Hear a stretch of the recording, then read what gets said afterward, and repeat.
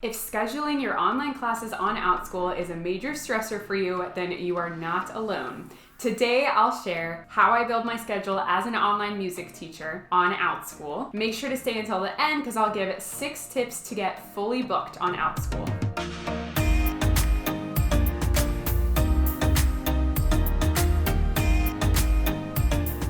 Hi there, my name is Katie Geddes and I'm an online music studio owner and teacher coach. Make sure to hit subscribe for future videos that will be all about teaching music online and tips for Outschool teachers.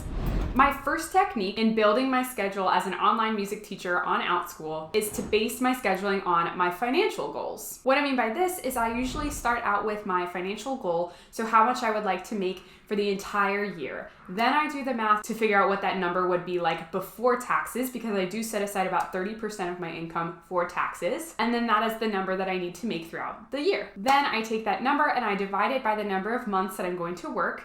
So I usually divide it by maybe 10.5 months because I like to take 6 weeks off for vacation throughout the year. And that gives me my monthly income goal. Then I'll divide it by 4 or 4.33 to get my weekly income goal as well. Finally, I'll think about the number of hours throughout the week that I would like to teach. I'll take that weekly goal and I'll divide it by the number of hours that I want to teach. And hopefully that will give me my average hourly rate that I usually earn on Outschool. If that number does not come out to be that hourly rate, then I either need to up the number of hours that I'm teaching or I need to change my pricing on the Outschool platform. I actually talk more about how to set your prices in my video, The 5 Things That I Wish I Knew Before Teaching Music Online. If you want to know more about how I decided to set my prices, then make sure to check that video out after this one. My second technique in building my schedule as an online music teacher on Outschool is to consider my offers. So once I figured out that weekly income goal, I try to come up with a good combination of the courses that I usually offer to achieve that goal with my most popular classes. For example, for me, I usually teach a combination of my private lessons and then my group guitar classes. And my rates are different for each one because one is a one-on-one setting and one is a group setting. So in my one-on-one classes, I usually make about $56 per hour, whereas with my group classes, it can range between $100 to $120 per hour. That just depends on the number of students that end up enrolling. Then I need to think about how many private lessons I need to teach and how many group classes I need to teach to come up with that weekly financial goal. Also, just a scheduling technique that I use here is I usually actually do my private lessons in the morning so that I can save my evening hours for my group classes because group classes are more popular in the afternoon/evening times. That way I can make the most of my morning hours for teaching. This isn't necessarily something I would recommend for everyone, but if the demand is high enough for your tutoring or your private lessons, it is a really good technique to make the most of your scheduling hours. And it'll help you really start to scale. Is scaling something you're interested in learning more about with your Outschool business? Make sure to stay tuned for my video where I'll talk about the various factors that made it possible for me to earn 6 figures on the Outschool platform in just 19 months. Make sure to hit subscribe so you don't miss that video.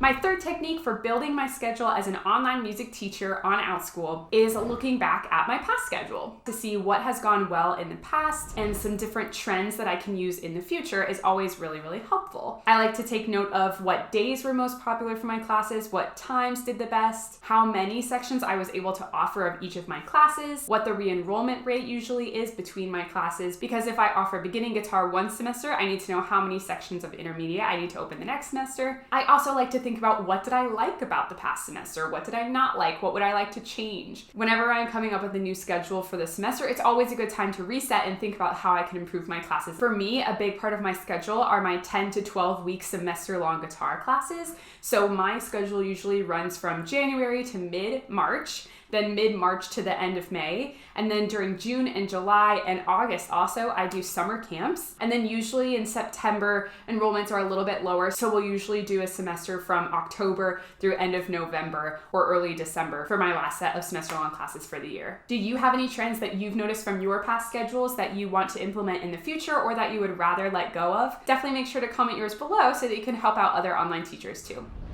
My fourth approach for building my schedule as an online music teacher on Outschool is understanding seasonal demands. Not all seasons and times of the year are the same on Outschool, and it's so important to make the most of each and every season. During the school year, I find that the best way to really scale your online teaching business is to be able to offer semester-long classes. Multi-day classes can be great as well, but semester-long is just much more high commitment, high ticket, and a higher price point, so you're able to charge more and also work with students long term, which is really, really beneficial to you as a teacher and for the students. I also find that ongoing classes are very successful during the school year as well. During the summer, you also have the opportunity to have summer camps. This is where I actually found my success right off the bat on Outschool, is through offering 4 to 5 day summer camps. I also sometimes run these camps in December, maybe before Christmas or after Christmas, because students are often home from school, so sometimes parents really want to find something for their student to do while they're home from school on their break. One-time classes I find do well throughout the entire year. I think one-time classes are great to start with, but once you really are ready to start scaling your online teaching business, I would lean into using more multi-day and semester-long and ongoing classes. If you want to see how seasonal demands affected my income in my entire first year of teaching on Outschool,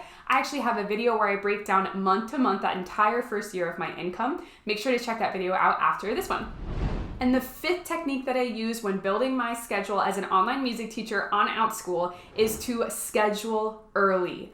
This is probably the most beneficial thing that you can do for yourself in your scheduling. I find that the earlier that I schedule a class, the better that the enrollments do. So for my semester-long classes, for example, those are much higher commitment, so I always schedule them much further in advance, maybe 1 to 2 months before the classes even start. For my ongoing or for my one-time classes, I do at least 2 weeks in advance, if not more. I know that this can be hard for teachers that are just getting started on the Outschool platform because they want to get started, they don't want to wait that long before they get their classes going. So if you are new to the Outschool platform, then definitely make sure to grab my guide to getting started on Outschool, which is completely free, and it's linked in the description box below. All right, so I said at the beginning of this video that of course I would give a bonus of 6 tips for getting fully booked on Outschool. I'm gonna keep it a little bit brief with these tips today just because they could honestly be an entire video all on their own. First of all, scarcity. You may want to offer multiple sections of your class that might all start around the same time of year, but be careful about how many sections you open up publicly because the parents might get decision fatigue and they might put off joining your class, or you might get enrollments, but they'll be spread out among all of those different sections, and so your earnings per hour can go down. I would say even if you want to open up 4 to 5 sections of something, I often only open up like 2 to 3 at a time so that I can fill up those sections first before opening up the others. Number 2, make use of peak times. Outschool is generous enough to give us a schedule with their most popular requested times on the Outschool platform. Definitely check that calendar out and make sure that you are teaching at those most popular hours. Number 3, make sure to schedule at least 1 section of each of your classes. If you do not schedule a section of one of your listings, that listing is not going to come up in course search. So when parents and students are searching for classes on the Outschool platform, that class will not come up unless you have scheduled a section. Number 4, try out giving discounts. Now that Outschool has coupons, you can post in Facebook groups or advertise on social media your classes and even offer a discount or a coupon for parents to use when they're enrolling in your classes now. Number 5, offer one-time classes. Even if I recommend leaning into multi-day or semester-long classes in the future to start to scale your Outschool business, offering one-time classes can be a great way to bring in new students. This can be a way to attract new families because it's a lower ticket, lower commitment opportunity for them to try out you as a teacher. Then once you have that student for the first time in that class, just deliver an awesome first lesson with them and they'll want to continue with you in the future. Which brings me to tip number 6, which is to focus on your re-enrollment rate with funneling. I could talk about funneling for hours, but briefly, this is just about creating a path for your students to follow. So once you've taught a student once, make sure to have somewhere for them to go next so that they can continue learning from you long term. If you are interested in learning more about funneling, then make sure to check out my workshop that's linked in the description box below. It's called Your First 10K Month, How to Find Your Purposeful and Profitable Online Teaching Niche. All right, so at this point you understand how I build my schedule, which is through basing it on my financial goals, analyzing my offers, examining my past schedules, considering seasonal demands, scheduling early on, and some tips for getting fully booked on the Outschool platform. Now that you've kind of heard a little bit about how I schedule my classes, hopefully that was helpful for you and you are ready to schedule your next semester coming up on Outschool as well. If this video was helpful for you, make sure to give it a thumbs up and hit the subscription button below. Thank you so much for watching and I'll see you in the next video.